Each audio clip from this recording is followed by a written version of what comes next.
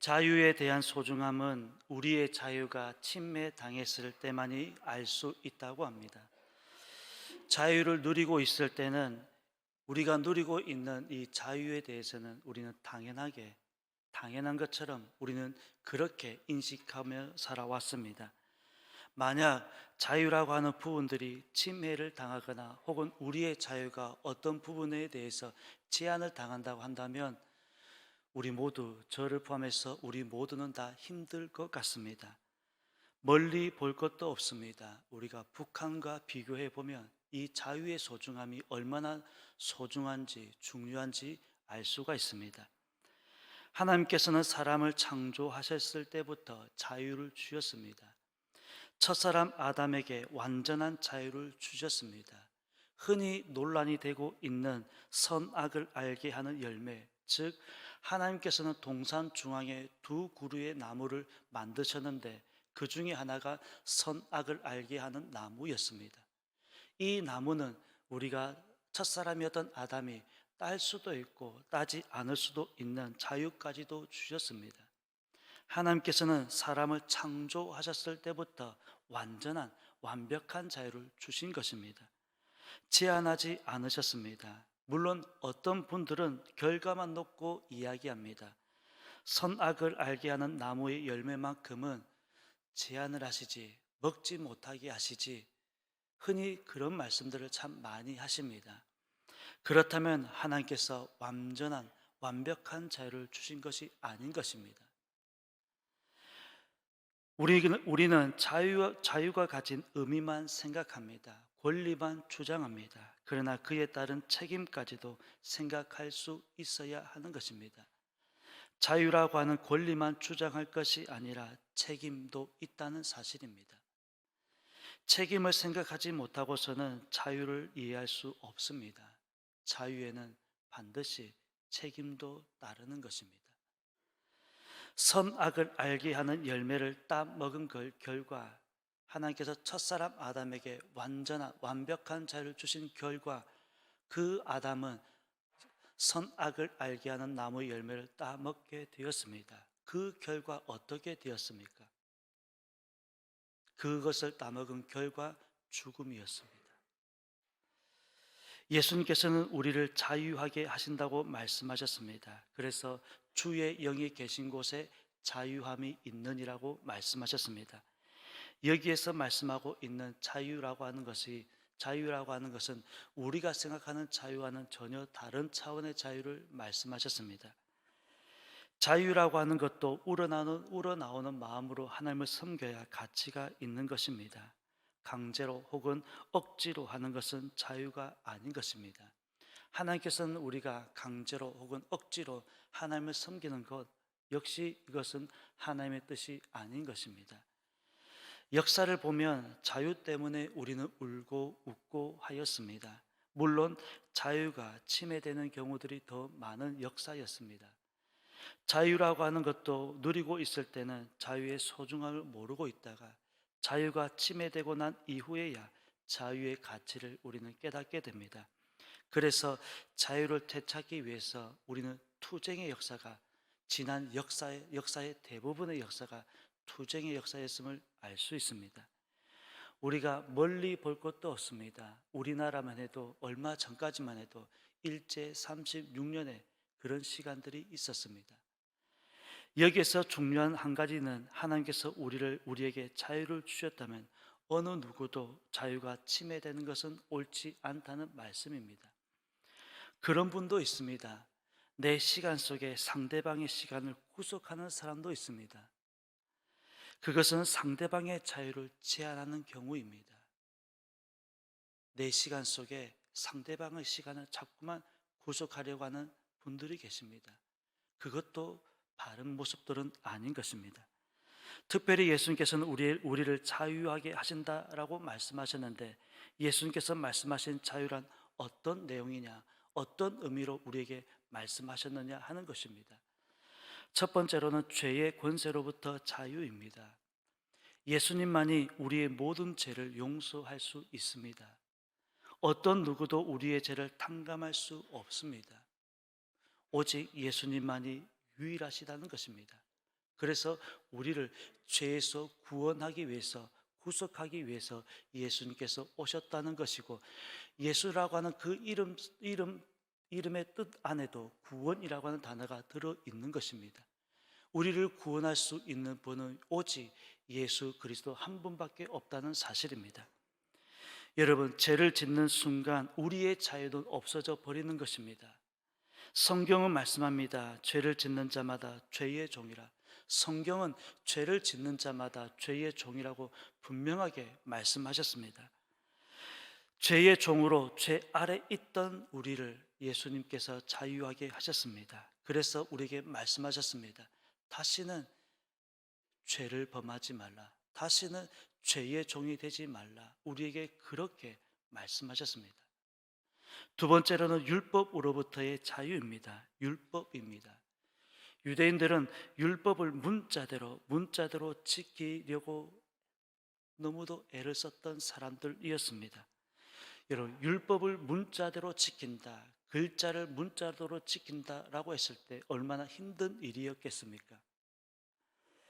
또 그것을 지키게 하기 위해서 유대인들은 613가지나 되는 율법의 조항들을 조목조목 만들어서 그것을 지키기 위해서 애를 썼던 사람들이 바로 유대인들이었습니다. 예수님께서는 그런 유대인들, 그런 모든 사람들에게 율법의 완성으로서 자유를 주신다고 말씀하셨습니다. 오늘 1절 말씀을 보게 되면 그리스도께서 우리를 자유롭게 하려고 자유를 주셨으니 그러므로 굳건하게 서서 다시는 종의 멍에를 매지 말라고 말씀하셨습니다. 예수님께서는 저희들에게 자유를 주셨다고 말씀하고 있습니다. 그래서 다시는 종의 멍에를 매지 말라는 말씀입니다. 한마디로 율법을 문자대로 지키는 것은 종의 멍에를 매는 것과 같다는 말씀을 하고 있습니다. 멍에라고 하는 것은 한번 매어 놓으면 벗어내기가 쉽지 않다고 합니다. 예전에 농기구가 많지 않던 시절 소가 농사를 대신하였습니다.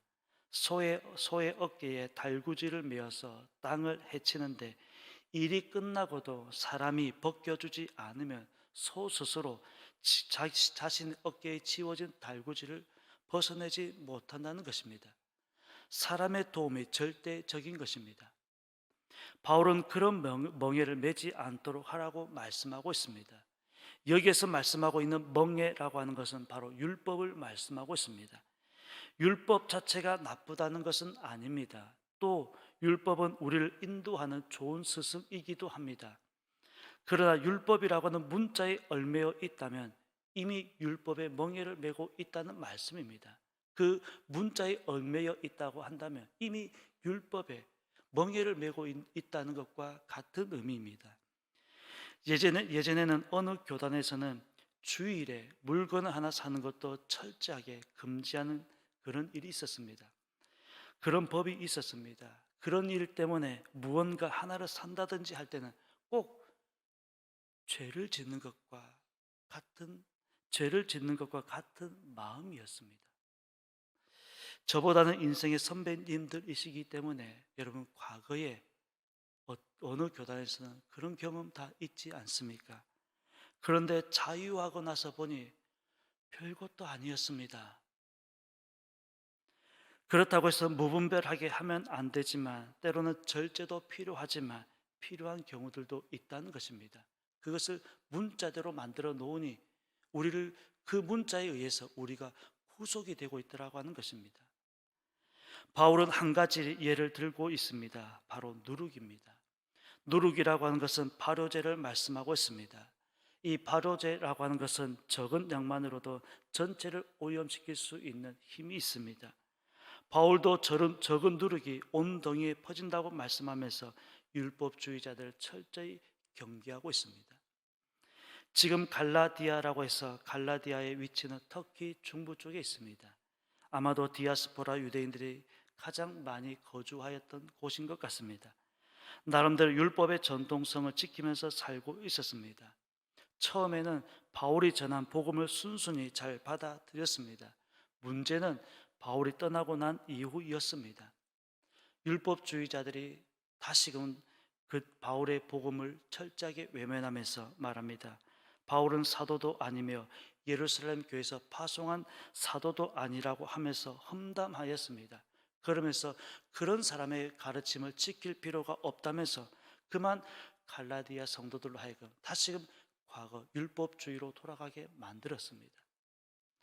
결국 구원은 믿음으로 받는다 하는 이 복음은 온데간데 없어지고 갈라디아 성도들이 온전히 다 할례를 받는 일이 생기게 되었습니다.